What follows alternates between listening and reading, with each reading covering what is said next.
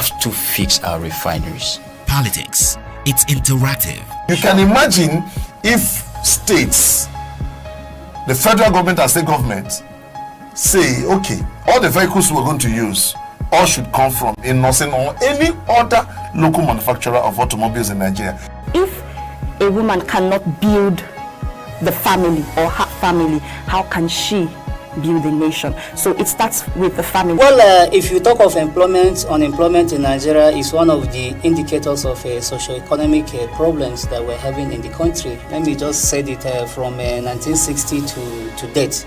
National Discourse, weekdays on NCTV.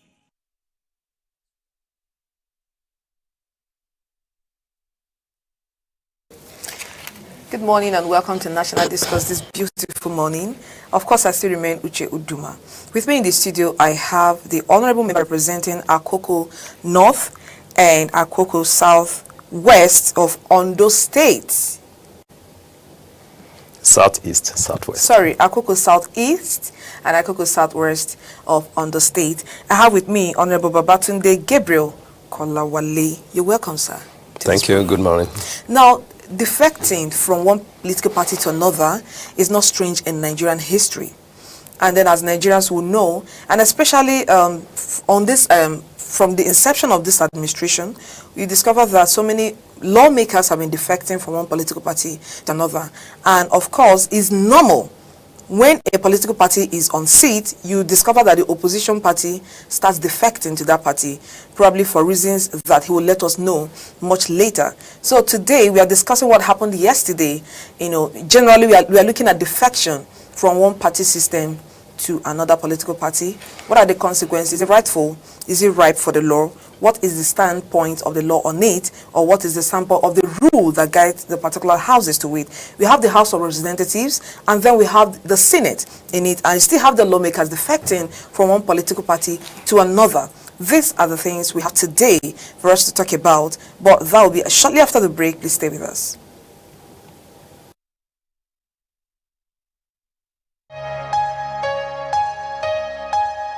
Welcome to National Discourse. Fuel scarcity has been a problem in Nigeria from time immemorial. Current affairs. We have to fix our refineries. Politics, it's interactive. You can imagine if states, the federal government and state government, say, okay, all the vehicles we're going to use all should come from Innocent or any other local manufacturer of automobiles in Nigeria. If a woman cannot build the family or her family, how can she build a nation? So it starts with the family. Well, if you talk of employment, unemployment in Nigeria is one of the indicators of socio-economic problems that we're having in the country. Let me just say it from 1960 to date. National Discourse, weekdays on NCTV. Yeah, you're welcome back from that break. Now, sir, I want to take us, give us an insight from the two houses. Now, on the 20th of January last year, we saw PDP members staging a walkout protest in the House of Representatives when Nana Ibukwe, defected from PDP to APC. And the same thing repeated itself yesterday in the Senate when a certain person defected from PDP to APC again. And then back then, what happened last year, the members of the House of Representatives, they cited the Constitution, Section 48, and then the Supreme Court ruling on that. That is on one side. Now, on what happened yesterday, we want to have your take on it, on defection, entirely, looking at the two houses, what has happened from the history till now. Well, once again, good morning, and thank you for having me here. From the point of the Constitution, yes, or the guiding rules, you only have maybe two conditions that could necessitate a lawmaker or one that has been elected into a particular office to leave his party or her party for another party.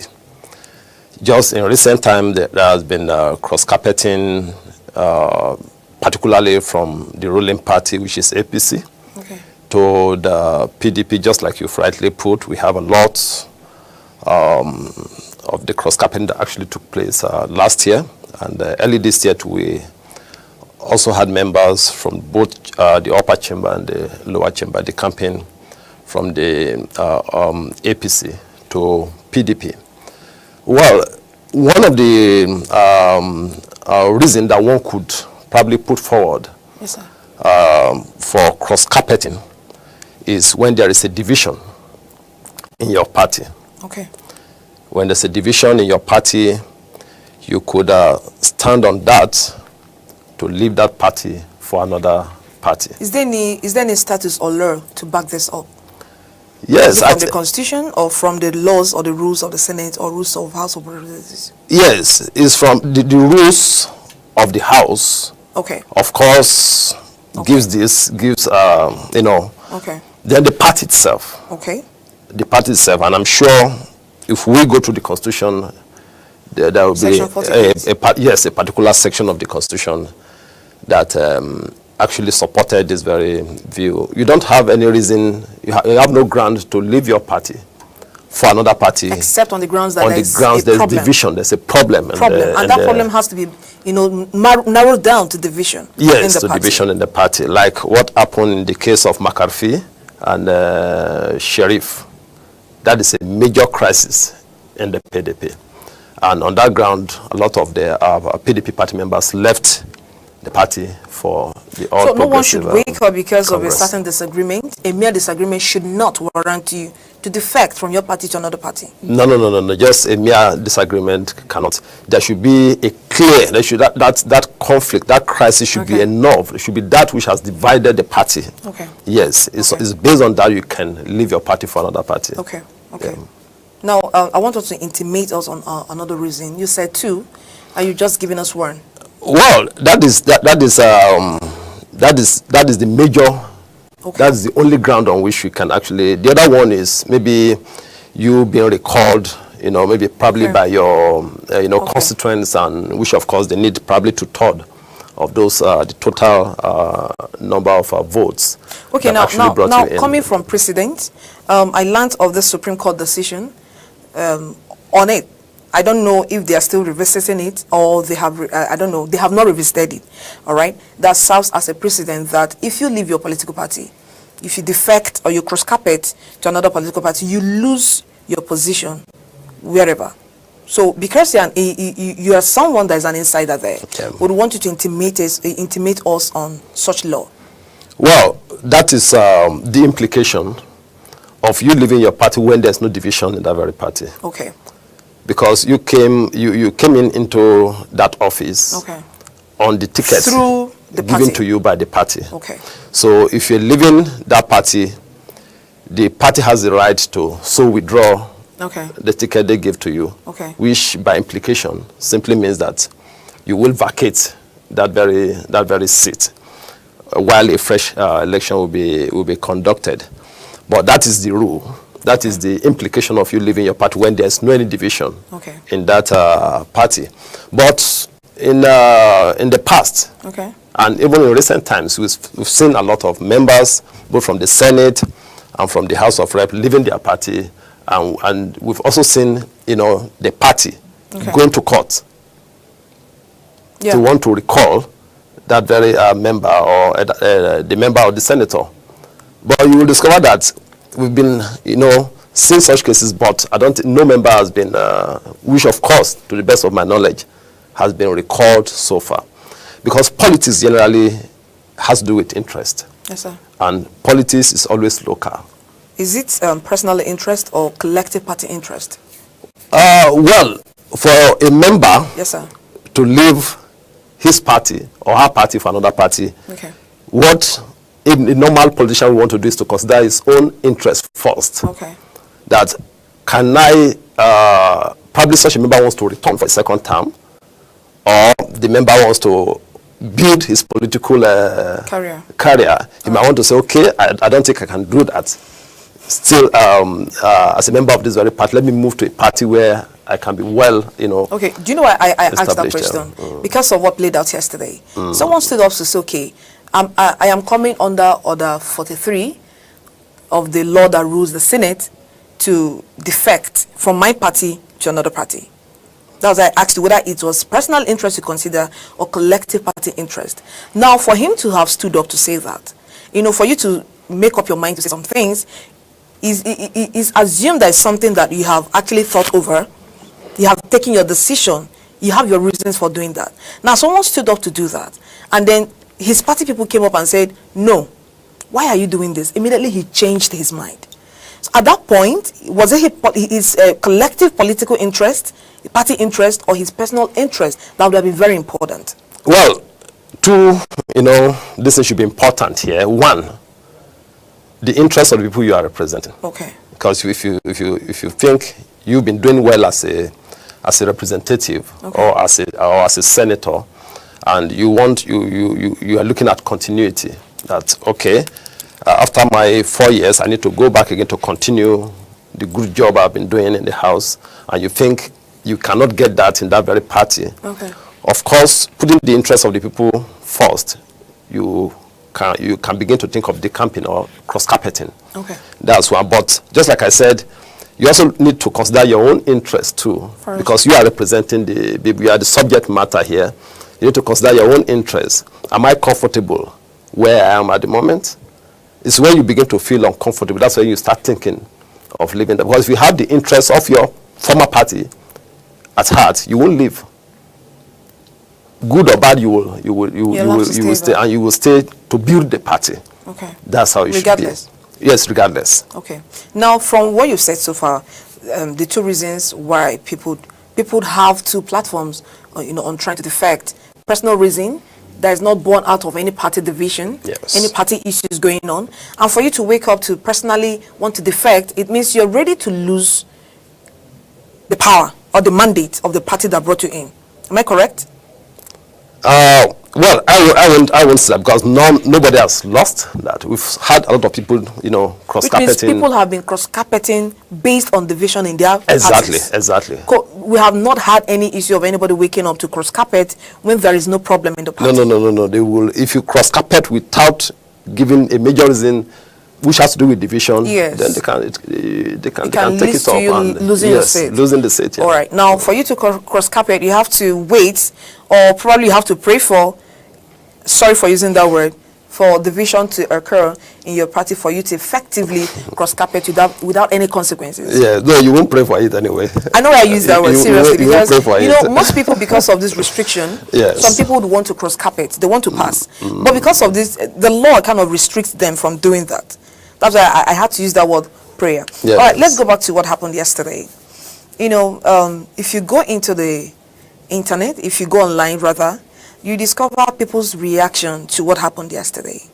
Like I said, for you to stand up and take a decision, it means is an afterthought. Yes. Something you have thought over for a long time. That's correct. Now, at the point of reversing such decision, because of, I don't know, certain protest, probably from your members, how does that put us as a country? Well, that is... what image does that portray of Nigeria? That is unexpected, actually, because I think that's the first time I, as a person, will be witnessing, you know, such, because as a representative, as a leader, when you say something, or when you take a particular decision, you should be able to stand by it.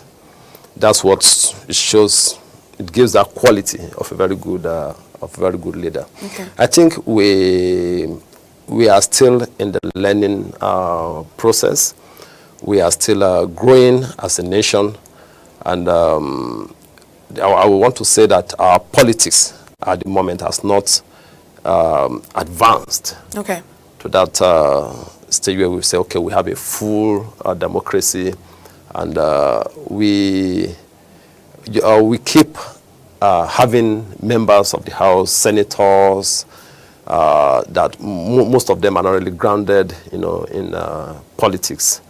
And we should, as a nation, I think we should begin to see the interest of the people first, above our own personal interest. Because if you should consider the interests of the people first, you will stand by whatever decision you take at any point in time. That is how it should be. I'm coming into the house for a very first time. Okay. And I've always put the interests of my people first. And I've taken responsibility for every decision that I've taken so far.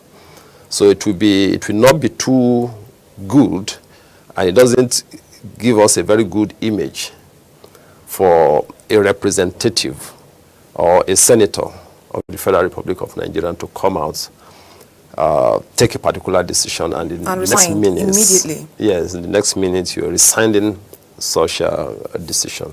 I think it's not too good for our country. Yeah, based on the reactions we've seen, yes. Most times the lawmakers are pace setters. Yes. There are people that people look up to. Yeah. And then whatever thing that happens in our political domain stands as precedence for other people to come up. Now, if such thing is not handled properly, you discover that much people that are coming earlier, that are coming later rather, they will take to it. Like, you will just wake up and then, I want to say something in the house, and you're given the platform to say such thing. The next thing you're resigning on it. It looks like a child's play. That's what happened yesterday. Now, aside the political reasons, what are other reasons that people will just wake up and they just want to defect? Yes, from their parties to another party? Just like I've said earlier on, politics is local. Okay. Yes, it's local. Take, for instance, I'm in PDP. Okay. And my governor in my state is an APC governor. Okay. And the government at the center is also APC. Okay. You can see at that point, such a politician will begin to feel unsafe. Because either you like it or not, the ruling party at the state level will always have upper hand in your state. That's why I said politics generally is local. So in such cases, you will see such member, trying to align with the power at the state level. The powers that be. Yes, at the state level. So that could be a reason for one to want to leave the party. Then two, you're coming back, probably you want to recontest again. And you think, as an opposition, you cannot do that. It might not be easy for you to, come back. So for that singular reason, you might want to leave your party and also join the ruling party. Okay. So these are because either you like it or not, our politics here in Nigeria, the governors will always have a say.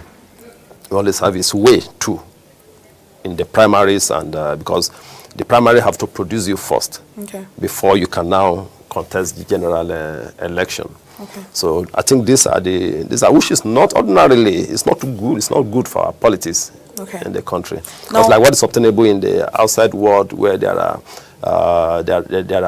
principles, there are they follow a well-established guideline. They stand with their party. Okay. It might take years. It might take years because there's no any party that can remain in power forever. It's not possible. But I think that patience is not here in Nigeria. We want to quickly continue. Yes. Just finish and continue. Yes. Don't give room for another party to witness or test what we've tested. Yes. All right, sir. Now, from the inception of cross-carpeting, we have been witnessing as a country, once such thing happens, like the one that happened last year, that Dogara, pronounced, then the people, the PDP members staged a protest. Now, from the history of cross-carpeting till now, once it's done, the opposition party, especially the party that this person is leaving to join the other party, they always stage a protest. Now, the commonest way they do that is by walking out. Is it proper as a lawmaker? Well, it's not proper as a lawmaker, because just like you've said, we should be a kind of a symbol that others could, emulate. But in most cases, we find it difficult to really control our emotions, in situations like this, and that could lead to, you see members walking out of the chamber. The chamber it should be, a well-respected, a well-respected place that people should, give that respect to, because it's just like the seat is the house of the people. And in most cases, when we carry out our activities at in the chamber, you see people across the world. Yes, they are watching. They are watching the way we conduct ourselves, the way we do things. And so, but just like I've said, ordinarily, take for instance, the speaker is an APC person. And you see someone from PDP decamping. So he will be so swift to make such pronouncements. And which will not go well with the opposition. But looking at what the Speaker of House of Representatives have done so far on the issue of cross-carpeting, how fast he is, you know, always pronouncing or making rulings on that. And then coming back to what happened yesterday with our own Senate President. Remember, he's still from APC. Yeah. Then someone is leaving the opposition party and coming to his party. His display of action, how do you see it? Oh, well, to me, I went, you know, just like I said, they are the Senate is the upper chamber, we have the lower chamber, and we expect more maturity so to say, from them. I think he actually set the pace yesterday. Yes, he just said, okay, I respect your opinion. You can always have the floor when you change your mind. That was what happened. But we have not seen that play out in the lower house. Well, it's very straightforward. When a member stood up and, you know, declared his intention to cross carpet or to leave his party for another party, what we expect the speaker to do is that he gives room for the opposition to react. Okay. And at that point, probably the minority leader or any of the PDP member in the house will have the floor. And at that point, they will express, they will quote the relevant section of the Constitution, and, you know, they will react.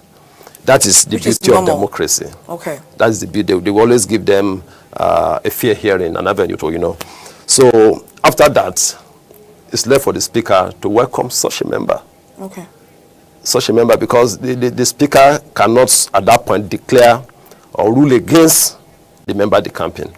What the opposition expects to do is to go to court.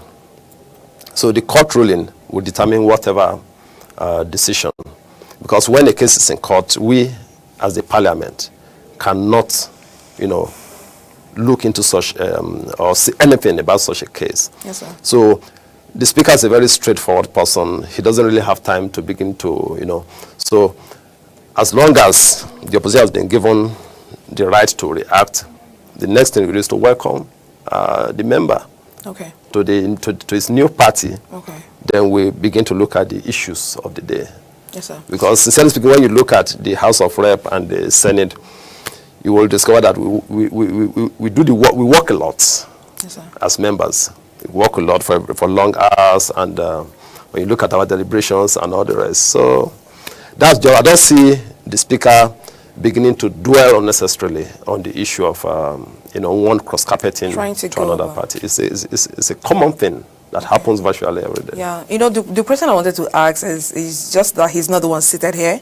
Yeah. The question is, if he's so swift, because probably there's not much time to welcome the other party crossing from opposition party to APC, which is his party, would the reaction be the same thing when it has to be with his party member leaving to opposition party? Well, I think say that the reaction will be the same. Well, I think I can speak for him, even though he's not here. Okay, you have the floor. But the speaker is someone I've worked with, and yes, I know him very well.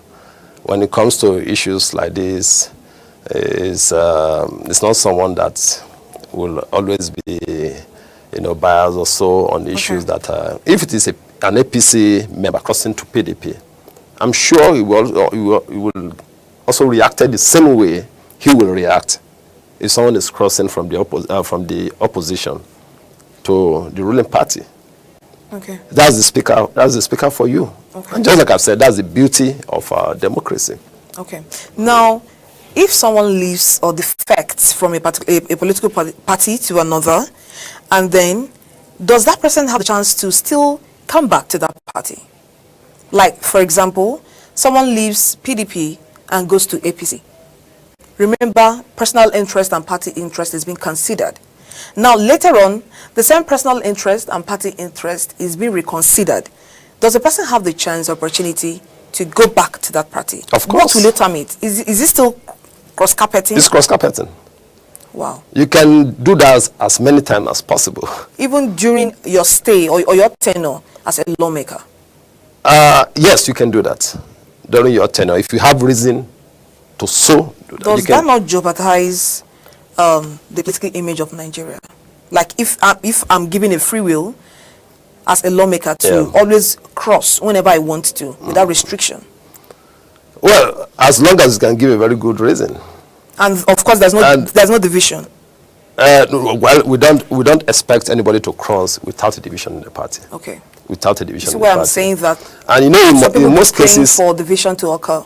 no, we don't pray for it. But in most cases, the power lies with the people. Okay. You know, it's just a 4-year tenure. Okay. The people can decide not to vote you back. Okay.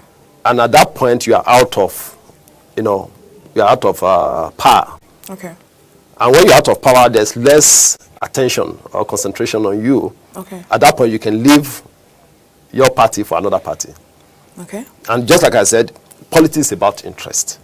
That's a politician for you. Okay. He will always look at his interest, then the interest of the people. Ordinarily, the interest of the people is supposed to come first. Okay. But he will always look for a safe haven. Where can I be where I think politically I will be comfortable and I will be safe. Okay. Now we'll be going for a short break. When we get back from that break, we'll look at the political structure of Nigeria. How cross-carpeting has made or marred the political structure of Nigeria, or whether it has jeopardized the interest of lawmakers or the interest of parties. Shortly after the break, please stay with us.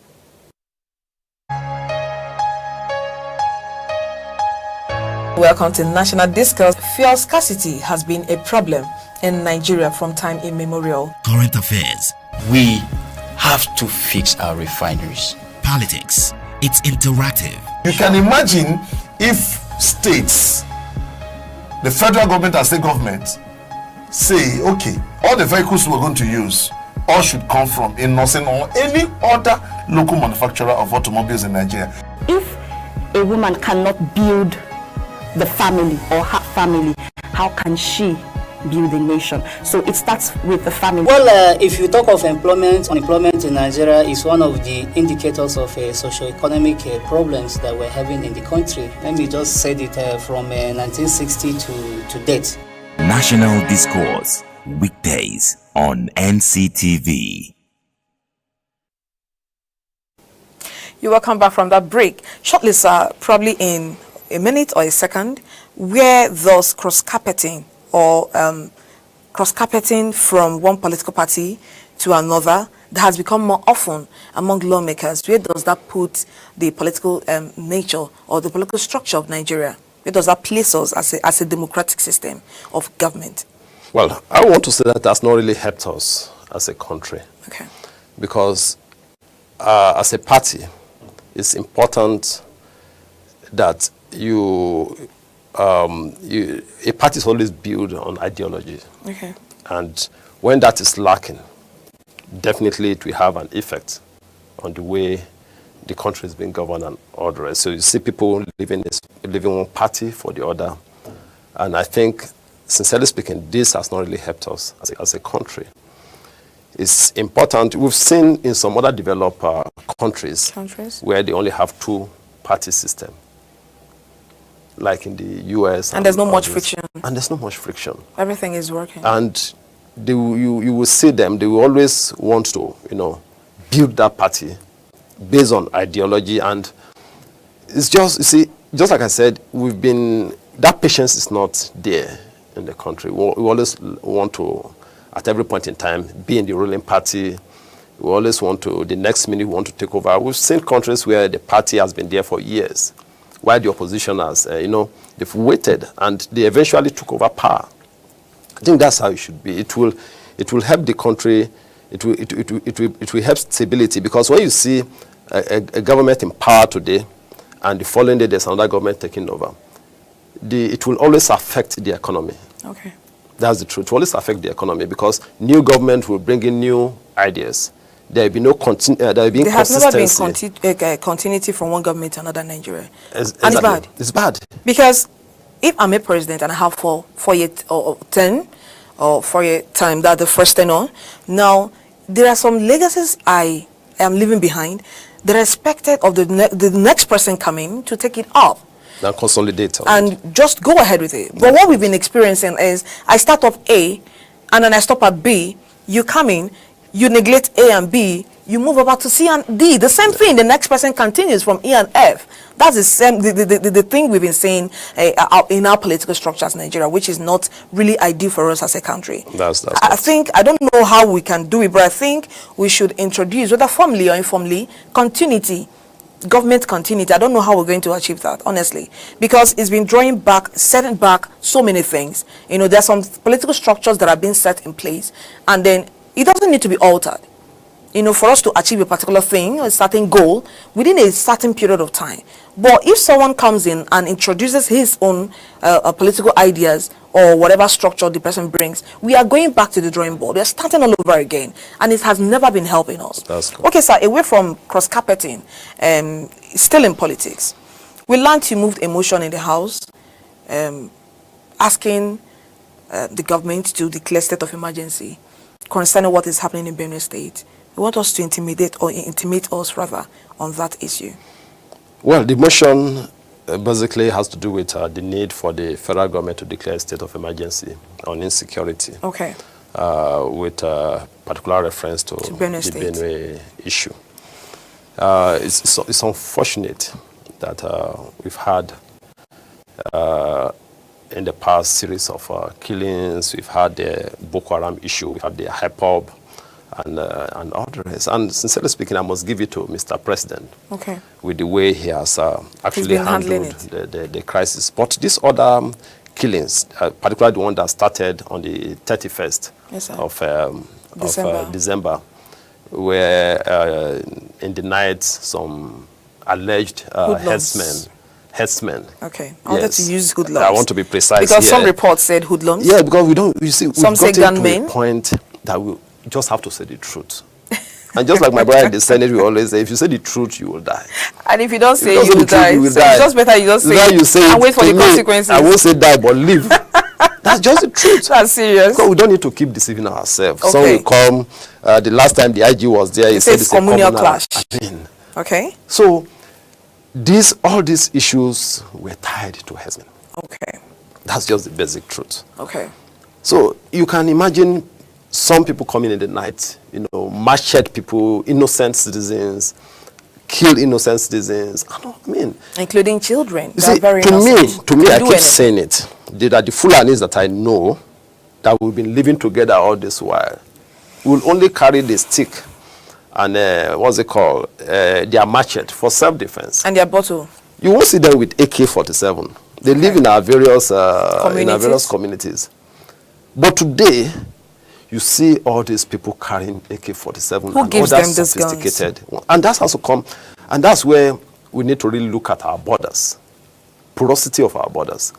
What are the custom people doing? Okay. What are the immigration people doing? Okay. We need to really look at all this, because these weapons, they come in through the border. And I want to say this, that it's not just in Nigeria that we have the Fulanis. They originate from Mali. Okay. They are in Mali, they are in Chad, they are in other countries. What is happening in Nigeria today is not happening there. Okay. So it means we are not in control of our borders. That's just it, we are not. But because all these weapons, all these sophisticated weapons, they come in through the borders. Yes, sir. We have a very porous border here. Okay. So these are areas where actually, okay, now, the IG was sent, the police were sent here to go and, just like the remarks of Mr. President, I think when the Benue people visited, I think it was on, is it Wednesday or is it? It was on Tuesday. Monday or Tuesday. It was on Monday, sorry. When they visited, led by Governor Utom. He said he has ordered the Inspector General to go there and ensure he investigates the matters. And, the things have gone beyond that. It has gone beyond this reactionary, attitude and reassuring people. It is high time we begin to take some, proactive steps, so that we begin to take some steps that will ensure that things like this doesn't happen. Does not occur again. We shouldn't allow it to happen first, then you start taking you start taking action. And one other area I'm looking at is the IG, has he arrested anybody? No. He has not. He has not come out to tell us. He has arrested some people. They arrested some vigilante people. Imagine. Look at that. And they're not our target. Look at that, vigilante. So vigilante now has now turned to S-men. Oh, sir, do you see any political undertone to what is happening in Benue State? Well, to me, yes, sir, I see a lot of political undertone to it. Okay.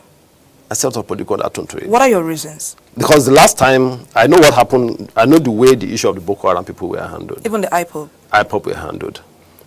Boko Haram. Mentioning Boko Haram, sir, have we defeated Boko Haram?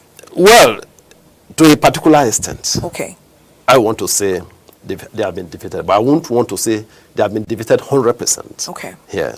Okay. But what I'm trying to make reference to is that during the fight against Boko Haram, yes, sir, we saw a lot of, even the Kaduna, massacre. We saw this, what's it called? Is it the Python dance? We saw the crocodile smile in the east by the military and all the rest. But we're not seeing that happening in Benue. In Benue State. Why? Okay. That's a big question. And that's where the lack of synergy between the military and other security agencies. Where we're supposed to send the military, we are now sending the police there. But you know, sir, you won't really blame other security apparatus to this, because there's someone that is the head of the military that gives them orders. Which is of course the president. The president. And he has been the one giving orders to the military to move into these other war-prone areas.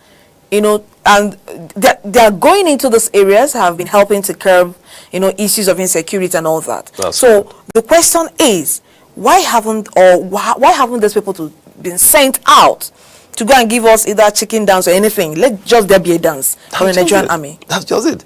That is the question, sir. That's where the issue of the political will. It's not, the political will is not there, because our people are dying on a daily basis and nothing is happening. Okay. Now, going back to the motion that you moved, how did it survive the light of day? Of course, okay, it did, because it's a national issue. Okay. It's not just about the Benue issue. We, Ondo State, too, had their own fair share. And your governor is doing pretty well. Yeah, he's doing pretty well. The same thing in Ekiti. I saw last time Governor Fayoshe assembling the hunters.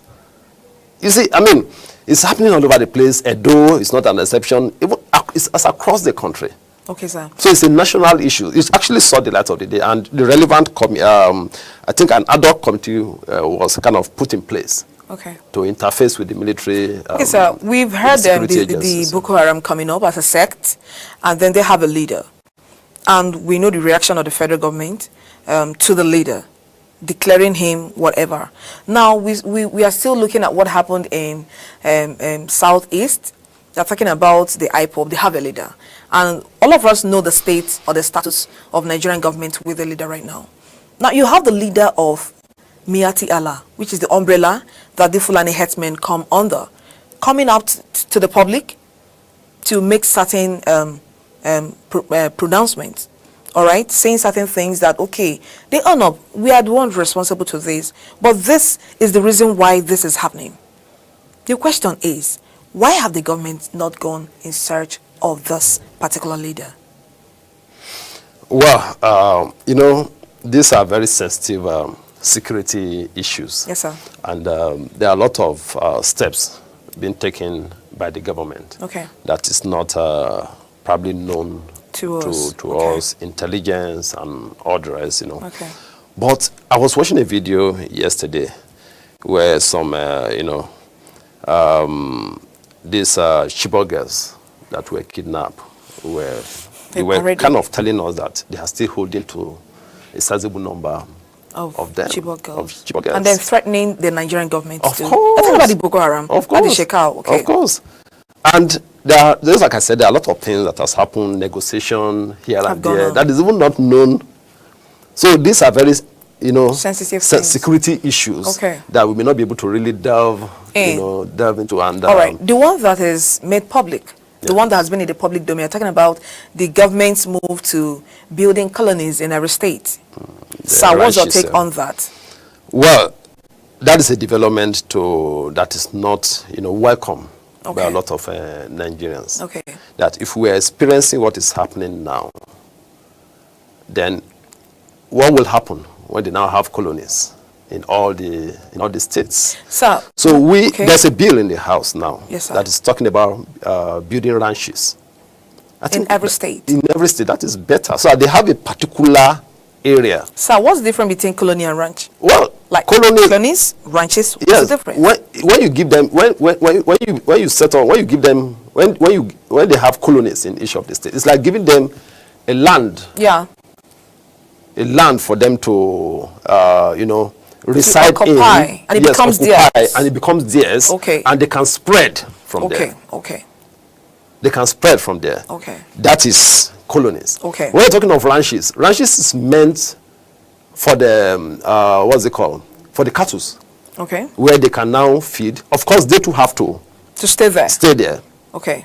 You understand? But they won't go beyond that very particular area. Do you know why I asked you the question? Yes. Most times when you look at these two things, they have similar features. Similar features, that's correct. If I give you colony, of course, you must have school.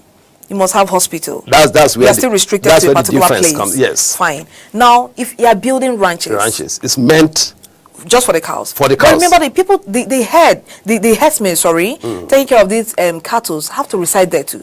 And of course, they can make use of the normal public utilities. They will procreate. Definitely, they will. So, are they going to mingle with other people, like their schools and everything? Of course. As Nigerian citizens, don't they have the right to demand for their own school within that place? When there's an existing schools there? But in colonies, the federal government will build them schools? Definitely. Okay, that is just the difference. Definitely. Are you getting the issue But now? the truth is that they are residing there. They are residing there. And they'll procreate. They will procreate. They'll mix up. They mix up. So the fears we are looking for. Like the Igbo people are residing in the north. Okay. You understand? Like we have Hausas amongst us. Okay. We have the Yoruba in the east. Okay. That's just, it doesn't now, the Yoruba living in the east. Okay. Cannot not say, okay, they want to now have their own schools, they want to have their own hospitals, they have their own territory. Okay. So the territorial difference is, they don't have access to certain powers. Yes. But they are there. They are there. Their presence is there. As we speak, we live with them in our various. They are in the east. They still rear their cattle and all the rest. So. Okay. But ranches, in fact, if those cows should go beyond that area where the ranches is built and that's the law we're looking at now. Okay. There's a check. I think the fine is about maybe 100,000 per one cow. If you allow your cow to go outside. Making laws in Nigeria is very easy, but we are looking at implementation of these laws. That's true. We have several laws that have not been implemented. We have several laws that are just implemented on paper, like formally. We are looking about the follow-up of such laws. We have only seen the governor of Ekiti State making laws and following it up. Other people have made their laws. We are talking about laws that have been brought to the public domain. Now how ready are we as Nigerians to stick to this law? That is, if the bill sees the light of day. Well, it has process. It has to go through the normal readings of the House, passage of bills and all the rest. Then the Mr. President has to assent to it. So it's where he fails to assent that we at the House can, take the next step as encapsulated in the Constitution. And so, but the issue of lawmaking is a very sensitive issue that we cannot just wake up as a house or as a government, make a law and start. We have to look at the nitty-gritties. We have to look at, those areas where we think would not be beneficial to the Nigerian people. Okay. Or we think the interests of the Nigerian people is not well, protected here. Okay. So, but as soon as the law is signed by Mr. President, it becomes effective. It becomes effective. And then it will be implemented. It's to be implemented. And it's when we don't know our rights as a country. Okay. Because if your right is being infringed on, and you don't say anything about, and you don't take action, just the law will be powerless. Okay. But as soon as it becomes a law, it will be enforced by the. Okay, sir. I want to take us back to the Fulanis and their culture. sorry, we are just dwelling much on it, but of course, it's still... It's the burning issue now. Yeah, it's what is currently in the political domain. Yeah. Now, these people with their culture is to move from one place to another. If you are bringing up a law that says, okay, you are restricted to this particular area, do you think they can abide by it, rather? They move from one place to another. They can go, one of them was telling me that they can move from here to Lagos. That's correct. Fine. Now, if you are coming up to say, stay in this place, don't leave this place with your cows, do you think, are you seeing compliance to this law from these people? Well, the question for me should be, why do they even move? Why do they need to move around in the first their culture. place? But there are reasons for it. Yes, sir. It's because in the north, during the dry season, there's no water. And these cows need water to survive. Okay. Then, two, most of these people, they live in the desert over there. They need areas where they will, green pastures and all the rest.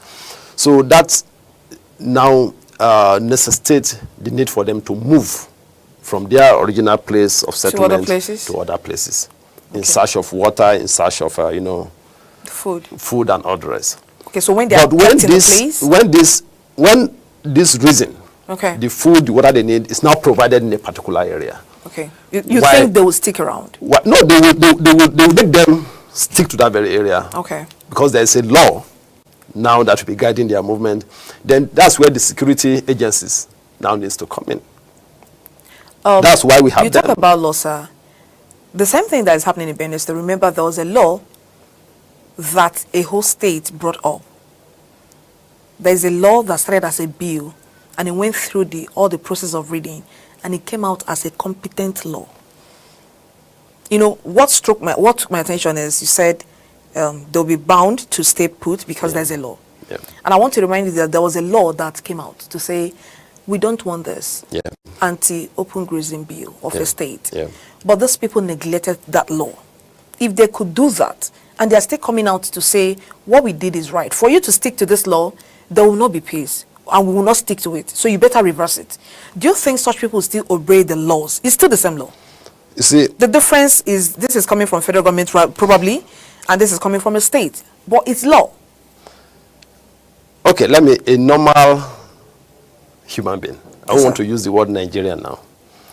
We not just stand up one morning and just obey any law that is being set up. Okay. In most cases, you make some people to obey the law. Okay. And that's why I said that's where the issue of the security apparatus comes in. And when you look at most of this crisis, Fulanis and all the rest, it has gone beyond the issue of the grazing and all the rest.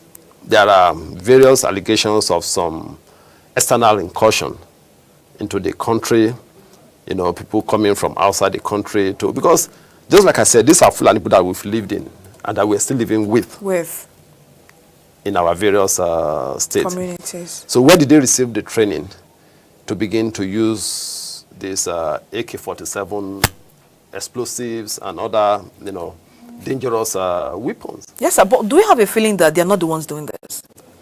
Because if they're the Fulanis that we know, yes, that their normal training is just to walk about with sticks and their water bottle and probably small knives and all that. Exactly. For you to carry AK-47, it means you have received proper training.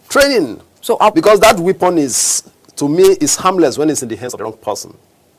Okay. It's not just a weapon you can, as a lay person, you can just pick up and say you want to start using it. I don't know whether you understand what I'm trying to... Yes, I get what you're saying. So that they must have been trained. Okay. They must have gone through the normal training. And I want to say this authoritatively, that the normal Fulani man cannot even afford that weapon. The normal Fulani the boys, normal headsman that walks see, about. Exactly. Okay. We know the cost of one AK-47. But those headsmen, are they the owners of these cattle?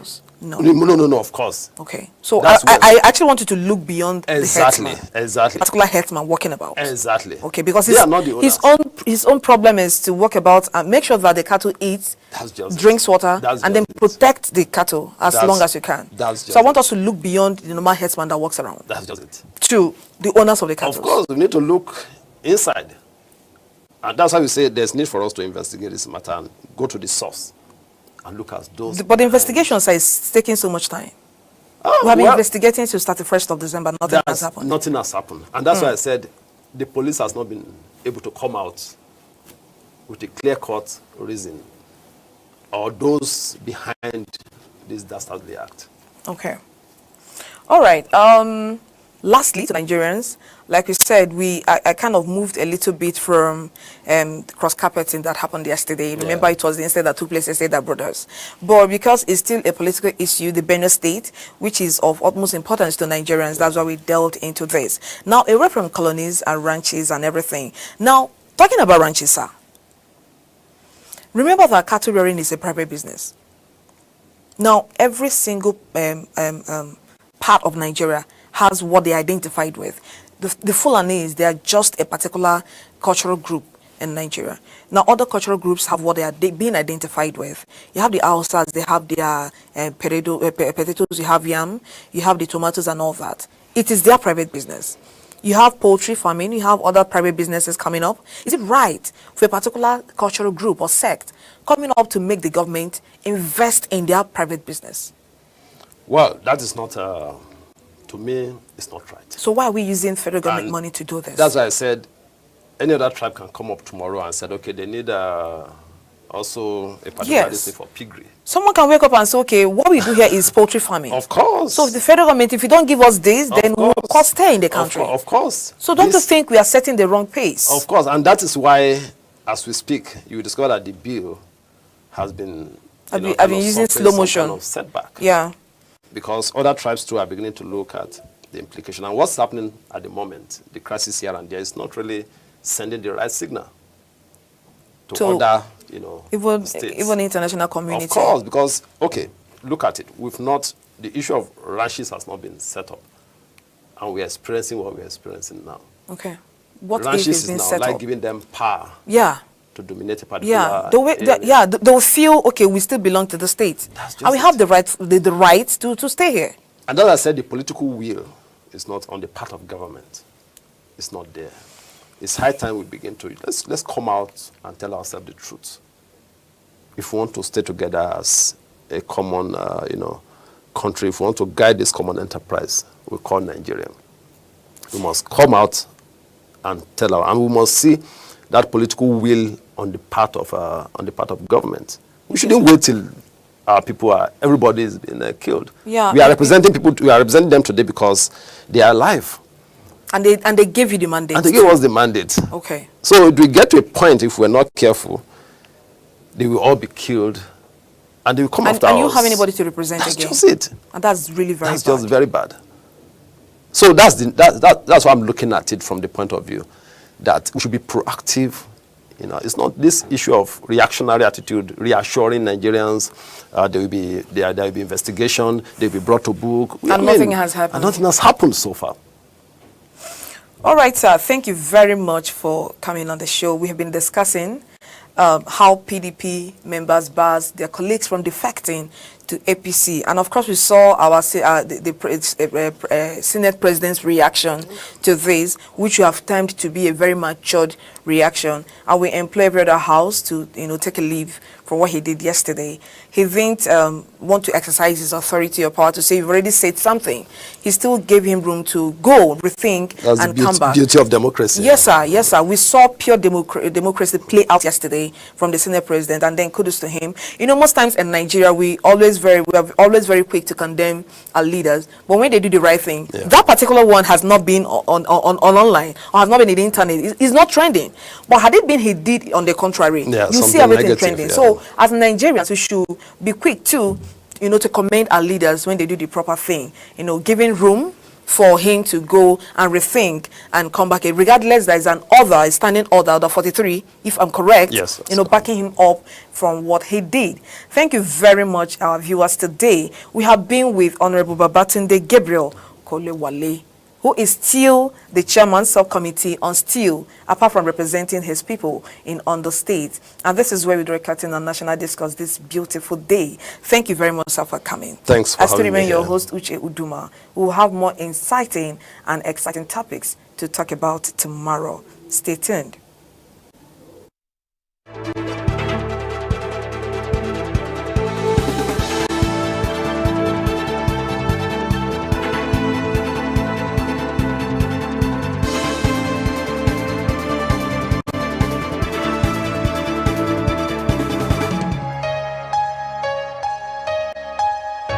welcome to National Discourse. Fuel scarcity has been a problem in Nigeria from time immemorial. Current affairs.